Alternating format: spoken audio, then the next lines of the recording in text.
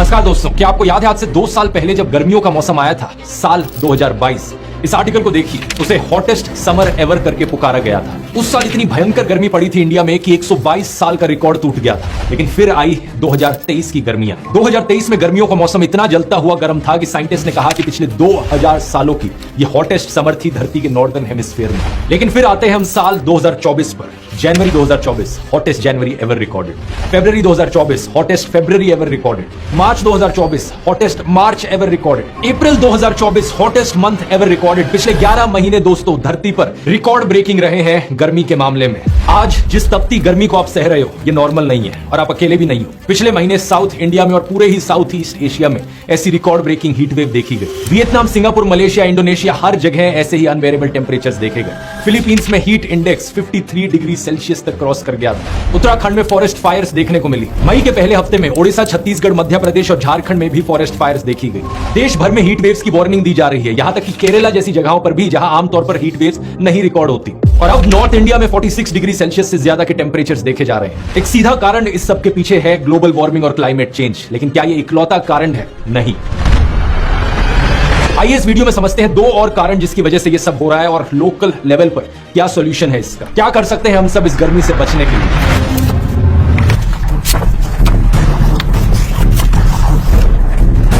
पहले तो हमें यह समझना होगा दोस्तों कि इस तरीके के एक्सट्रीम वेदर इवेंट्स सिर्फ इंडिया या साउथ ईस्ट एशिया में ही नहीं बल्कि धरती के कोने कोने में देखने को मिल रहे हैं। इसी महीने साउथ अमेरिका में क्या हुआ, देखिए खबर को। At least 83 people are dead after days of heavy rain in southern Brazil and more than 100 are missing. Another 122,000 people have been displaced by floods. Brazil में इतने भयानक फ्लड्स आए कि 1.5 लाख से ज्यादा लोग डिस्प्लेस हो गए। पूरे के पूरे शहर पानी के अंदर डूब गए। साउथ अफ्रीका में क्या हो रहा है, भयंकर ड्राउट की सिचुएशन देखने को मिल रही है। The southern African region is experiencing a severe drought with many families unable to cater for their daily needs like food. I just spoke with some of the elders from the community, and the last time they can remember this type of drought is 1947.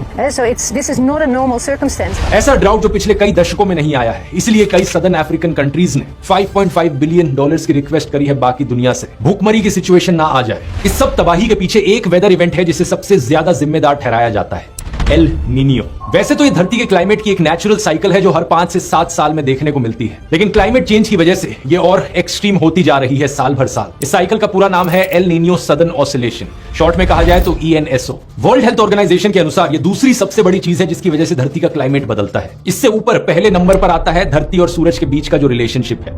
अर्थ जो सन के around revolve करती है जिसकी वजह से मौसम बदलते हैं, गर्मियों के बाद सर्दियां, सर्दियों के बाद गर्मियां आती हैं। लेकिन उस इफेक्ट के बाद दूसरा सबसे बड़ा इंपैक्ट एल नीनियो का ही पड़ता है। क्या है ये एल नीनियो? ये एक ऐसी चीज है जो पैसिफिक ओशन में देखने को मिलती है। पैसिफिक ओशन दुनिया का सबसे बड़ा और सबसे गहरा समुद्र जो एशिया और अमेरिका के बीच में है। इमेजिन करो ये पूरा समुद्र एक टब की तरह, एक बाथ टब जिसमें पानी इधर से उधर हिलता रहता है। जब आप टब में हाथ फेरते हो तो पानी इधर से उधर चले जाता है, फिर उसके बाद उधर से वापस इधर आता है। इसी तरीके से पैसिफिक ओशन में हवाएं चलती हैं जो ईस्ट से वेस्ट की डायरेक्शन में फ्लो करती है। इन हवाओं को ट्रेड विंड्स कहा जाता है और ज्यादातर टाइम ये हमेशा अमेरिका से लेकर एशिया और ऑस्ट्रेलिया की डायरेक्शन में ही फ्लो करती है क्योंकि धरती की रोटेशन ऐसे होती है। कोरियोलिस इफेक्ट, इसके बारे में आपने स्कूल में भी पढ़ा होगा। क्योंकि अर्थ वेस्ट से ईस्ट की तरफ रोटेट कर रही है, इस कोरियोलिस इफेक्ट की वजह से ये ट्रेड विंड्स उल्टी डायरेक्शन में फ्लो कर रही है। अब इसकी वजह से नॉर्मली क्या होता है, पैसिफिक ओशन के सरफेस पर जो पानी है वो वेस्ट की दिशा में फ्लो करने लगता है, यानी कि ऑस्ट्रेलिया की तरफ फ्लो करने लगता है। और जब सरफेस का पानी उस तरफ फ्लो करने लगेगा तो ईस्ट की दिशा में समुद्र के नीचे का जो पानी है वो ऊपर की तरफ आने लगता है, यानी साउथ अमेरिका के पास समुद्र के नीचे से पानी ऊपर आने लगता है। इस चीज को कहा जाता है अपवेलिंग। ये जो पानी समुद्र के नीचे से ऊपर आ रहा है ये ज्यादा ठंडा होता है कंपैरेटिवली और ज्यादा न्यूट्रिएंट्स होते हैं इसमें। इसकी वजह से मछलियों को, मरीन लाइफ को भी फायदा मिलता है। तो इस नॉर्मल सिचुएशन में जो गर्म पानी है वो ऑस्ट्रेलिया की तरफ चला गया और जो ठंडा पानी है वो साउथ अमेरिका की तरफ आ गया। अब जब पानी गर्म होता है तो वो इवेपोरेट ज्यादा आसानी से हो जाता है और उस इवेपोरेशन की वजह से बादलों की फॉर्मेशन होती है और ज्यादा बारिश देखने को मिलती है ऑस्ट्रेलिया के पास। लेकिन अब इमेजिन करो दोस्तों कि ये ट्रेड विंड्स कमजोर पड़ गई, ये हवाएं इतनी तेजी से नहीं बह रही पैसिफिक ओशन के ऊपर से। क्या होगा? जो अपवेलिंग है वो कमजोर होगी, ऑलमोस्ट होगी ही नहीं। जो सरफेस पर गर्म पानी है वो कंसिस्टेंटली गर्म ही रहेगा। जो बारिश ऑस्ट्रेलिया की तरफ होती थी वो बारिश पैसिफिक ओशन के बीच में कहीं भी हो सकती है, तो ऑस्ट्रेलिया का रीजन काफी ड्राई बन जाएगा। यही फिनोमिना होता है एल नीनियो का, जो कि एक साइकिल की तरह होता है। लेकिन ये कोई रेगुलर साइकिल नहीं है, कभी ये हर 4 साल बाद हो जाता है, कभी 5 साल बाद, तो कभी 7 साल बाद होता है। लेकिन जब ये होता है एल नीनियो तो ये 6 से 12 महीने तक चलता है। लेकिन इस एल नीनियो की ड्यूरेशन के दौरान दुनिया भर के वेदर पैटर्न्स बदल जाते हैं। ऑस्ट्रेलिया और साउथ ईस्ट एशिया में इसकी वजह से ज्यादा गर्मी पड़ती है, ज्यादा ड्राई कंडीशंस देखने को मिलती हैं, हीट वेव्स का रिस्क बढ़ जाता है। और ऑस्ट्रेलिया में जो वाइल्ड फायर्स हुई थी, आपको याद हो अगर 2020 में बहुत ही भयंकर वाइल्ड फायर्स हुई थी, उसके पीछे कारण भी यही एल नीनियो का इवेंट है।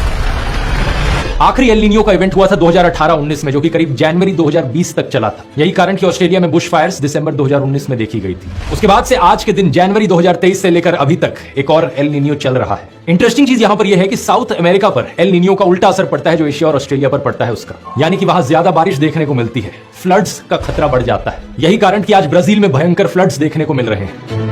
अब इसके अलावा दोस्तों एक उल्टा फिनोमिना होता है एल नीनियो का, जो कि है ला नीनिया। ये दोनों वर्ड स्पेनिश से आते हैं। वैसे एल नीनियो का मतलब है द बॉय और ला नीनिया का मतलब है द गर्ल।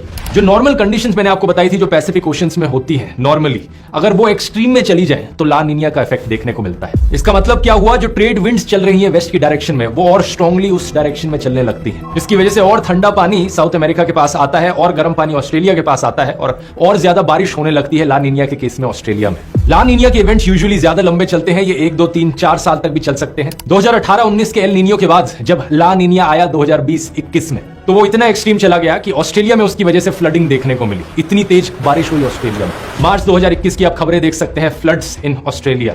एक ये बड़ा इंटरेस्टिंग चार्ट है जो आप स्क्रीन पर देख सकते हैं। इसमें पिछले 30 सालों में हुए एल नीनियो और ला नीनिया के इवेंट्स को ग्राफ पर डिपिक्ट किया गया है। जो ग्राफ ऊपर की तरफ उठ रहा है रेड कलर में, वो एल नीनियो वाले इवेंट्स है, और जितना ज्यादा ऊपर उठेगा उतना ही ज्यादा स्ट्रॉन्ग एल नीनियो का इवेंट रहा है। अभी तक का स्ट्रॉन्गेस्ट एल नीनियो का इवेंट 2015-16 में देखा